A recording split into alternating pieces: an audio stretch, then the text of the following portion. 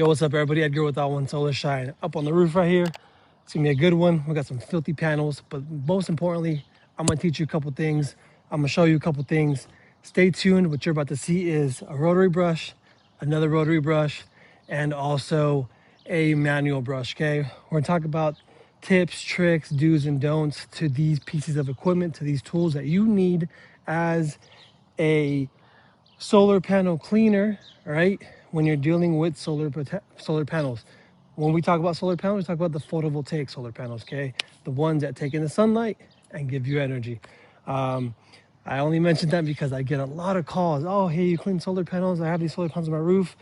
I take a look at the roof and nope, what they actually have are pool solar panels, right? The ones that heat up the water. So big difference. We can talk about that in another video. So in this one right here, like I said, I'm gonna show you guys all these pieces of equipment that I use, that I have in my arsenal, I guess you want to call it, right? My tools, my equipment, my weapons to get this job done. So stay tuned, it's gonna be a good one.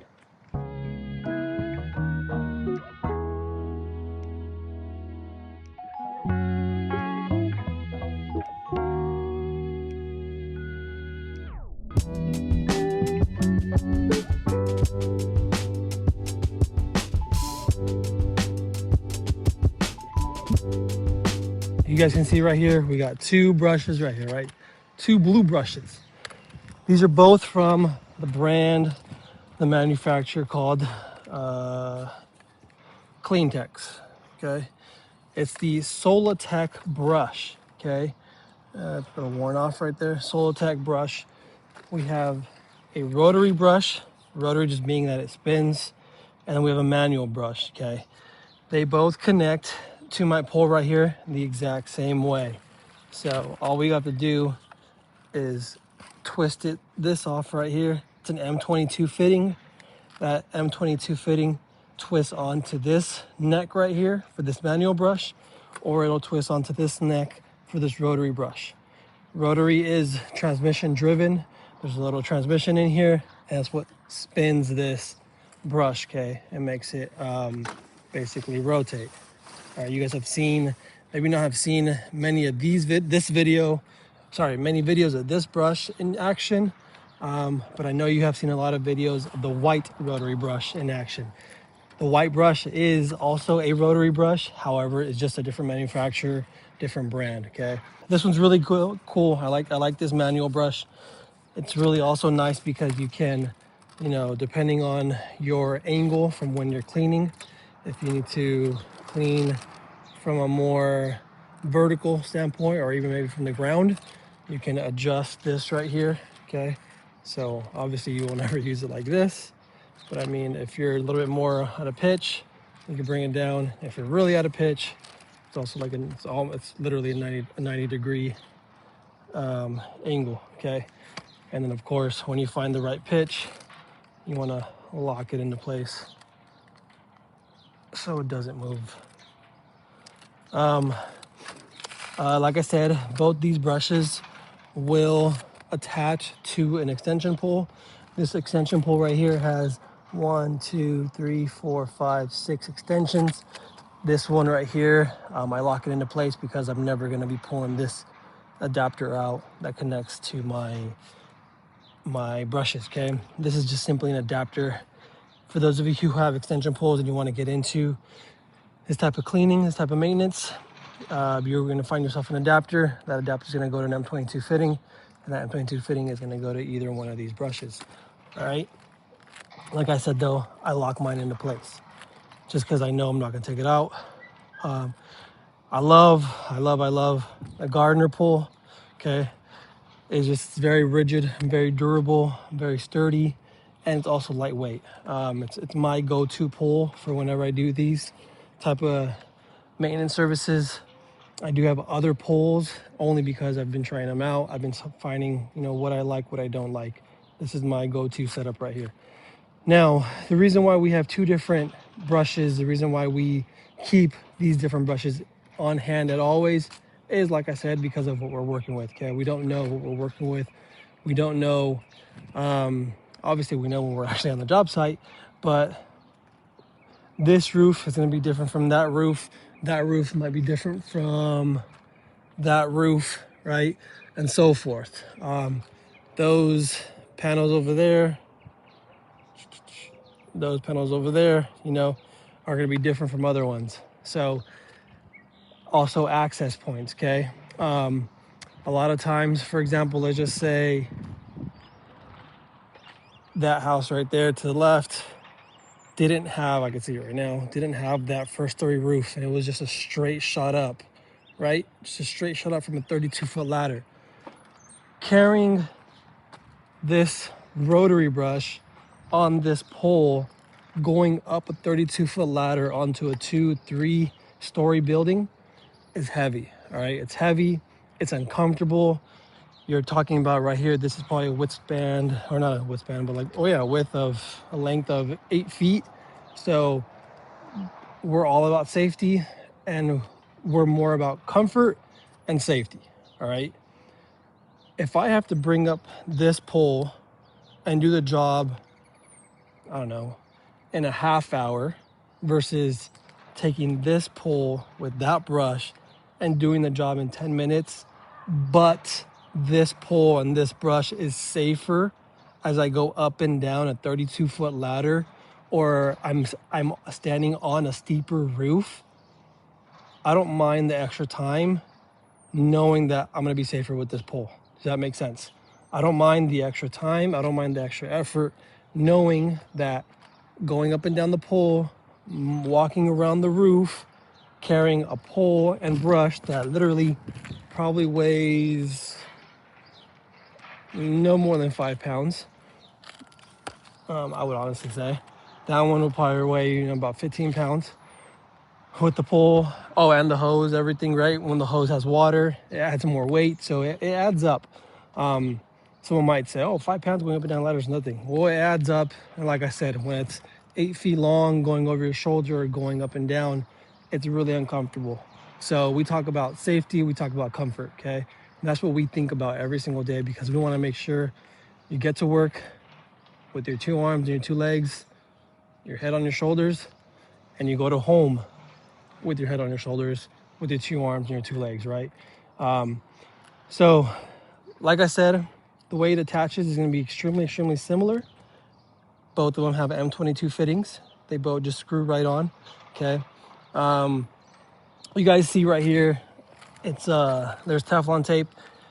We started doing that at the beginning, but then we took it off, and it doesn't, there's no difference, also because we unscrew these brushes to put them away after every job, right? The way our van is set up, we don't leave it like this all day, every day. We take it apart.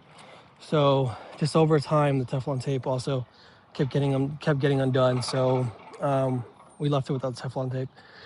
Now, this pole has this adapter, of course. This adapter has a hose at the end of it, okay?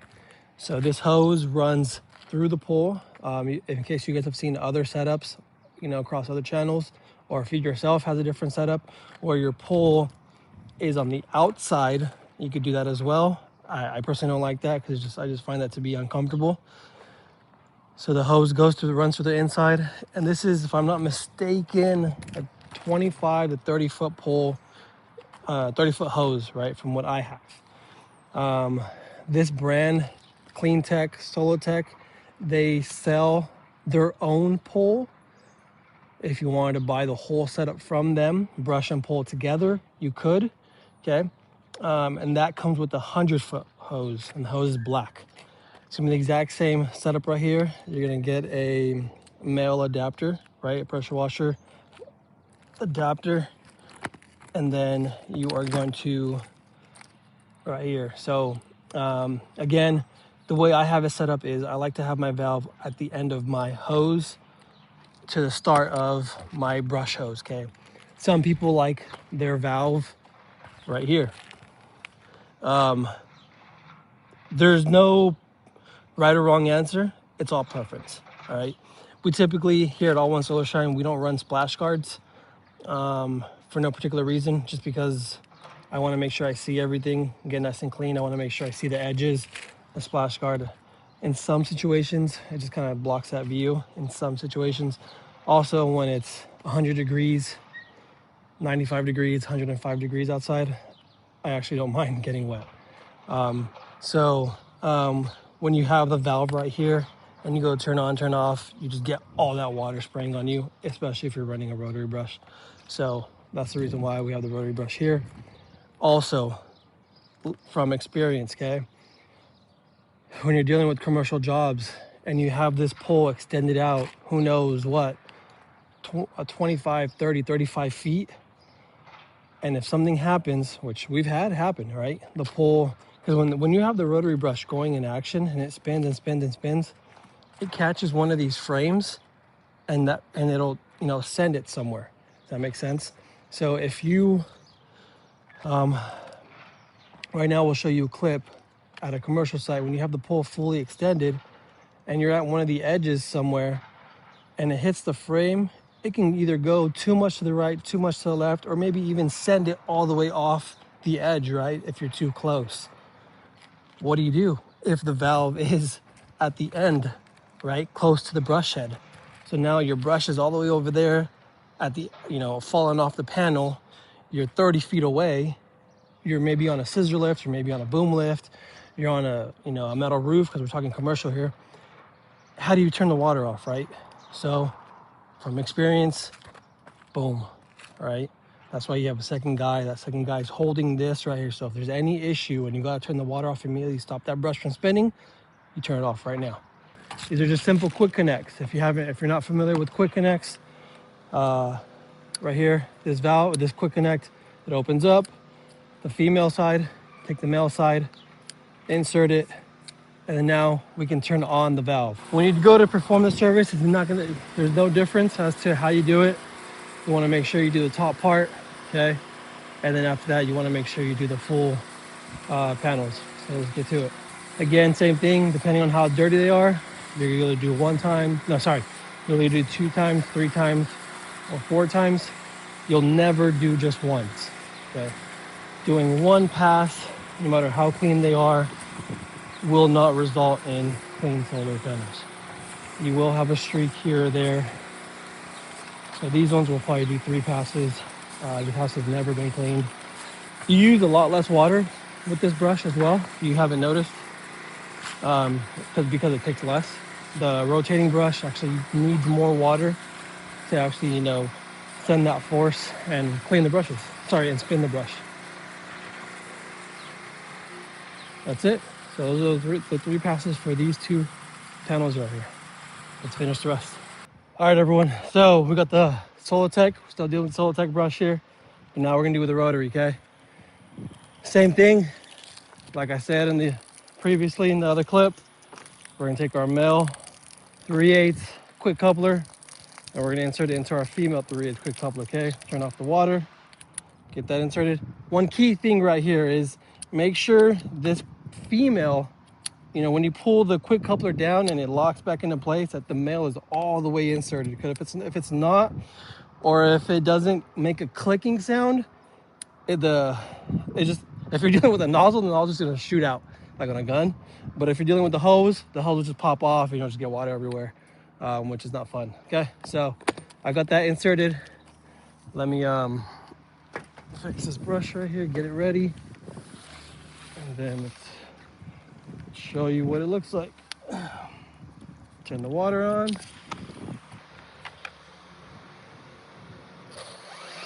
Cool, spinning the right way. So this is, for those of you who can see, you want to spin this way when you're cleaning from the roof down, okay? So go ahead and clean the top parts like I explained in the other clip. The cleaning portion is not gonna be any different with the manual. So you're gonna clean the top, you're gonna cut it. Is what a lot of the cleaners term use. And then once they're done with the top, now you're just gonna go up and down. Like I said, there is no difference. There is no difference from cleaning wise in terms of, if they're gonna do 2, 3, 4 passes, depending on how dirty they are, what I'm dealing with. Am I dealing with dirt grime? Am I dealing with lichen? Am I dealing with paint overspray? Okay. Of course, dealing with those heavier contaminants such as paint overspray, heavy moss, lichen. I'm not going to be using my manual brush just because I'll be scrubbing for days. But those, of course, you got to use a chemical that's approved to remove such contaminants, right? So, but when it's just simple dirt and grime like this clip right here, the previous clip, you can use the manual or the rotary. At that point, you're just dealing with, just comfort and safety, like I explained. Do I want to walk up a 32-foot ladder carrying this brush right here? Or do I want to carry a much lighter, more comfortable brush, which would be the manual, right? But in terms of cleaning, there's no difference. The manual will just take you a little longer. The Solitech is, this brush right here, is actually, the bristles are a lot more giving, more flexible, softer than the Rotary when you're comparing two brushes. I'll make sure I link in the corner the other video that I go more into detail about the two Rotary brushes. If you haven't seen that video, that's a really good video for you to check out as well for some extra tips and knowledge if you're looking at getting into a Rotary brush for cleaning. These are definitely older panels. You can tell by just the style of them, the size of them. Older panels are a lot smaller than what they are now. And then also just the size, the type of panel. Now they're using a lot more, I guess you want to call them durable or efficient materials. You'll see a difference when you start cleaning a lot of different panels. Which ones are older, which ones are newer, which ones are going to be more, I guess you want to call it sensitive to the cleaning. All right, so that's something else that you got to start paying attention to, start learning, which panels are more sensitive, especially to what brush you're going to be using. Not one brush fits all. So if you're going to start from day one, I wouldn't start with a Rotary brush only. I would have at least a Rotary and a water fed at minimum. That way you have a plan B depending on what system you come across, what modules, what panels are on the roof. And other videos as well, having a Rotary brush will open doors to other systems as well, other installations, i.e. specific commercial properties. Okay, I would never do a commercial property with a manual brush, even if it is just dirt and grime. You'd be there for way too long, and the price that you're going to charge for the amount of time you're there is going to price you out versus the competitors. And this is the first time on this roof right here, so before I did the cleaning, I did a full inspection. We'll go over that in another video as to what that full inspection means and what I'm looking for. All right, if you've never done a house, you don't want to just jump on the roof and get to work without inspecting. But as you can see from that array over there, I'm done. That probably took me maybe 8 minutes.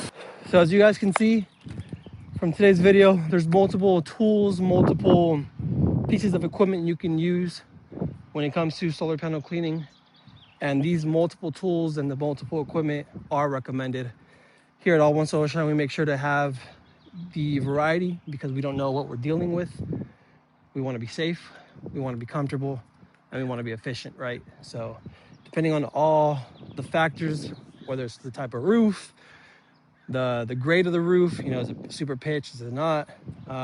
Shingles, tile, 1 story versus 3, 4 stories, ladder access, what type of ladder, all those things go into play as to, what equipment we're going to be grabbing out of the truck, out of the van to clean the system. We're here to help you guys out always. In the description of this video, there's a link. It's a link that allows you to schedule a call with me so we can go over your questions. We can go over any doubts you have. We can go over any any questions you have, whether it's from literally I'm looking at getting started, or I've been in business for X amount of time, I need help with such and such things. So check out that link in the description. Okay, it's a clarity link, and then book a call with me. We'll go over all those questions. I'll be happy to answer anything that you have questions for me. And then other than that though, I appreciate you guys watching these videos. Please comment, like, and subscribe. Hit the like button, subscribe if you aren't a subscriber, only because I just want to make sure that you guys are watching these, that you guys enjoy these videos. These videos are all for you. So if you have any questions, I'm here for you. Have a good one, y'all. Peace.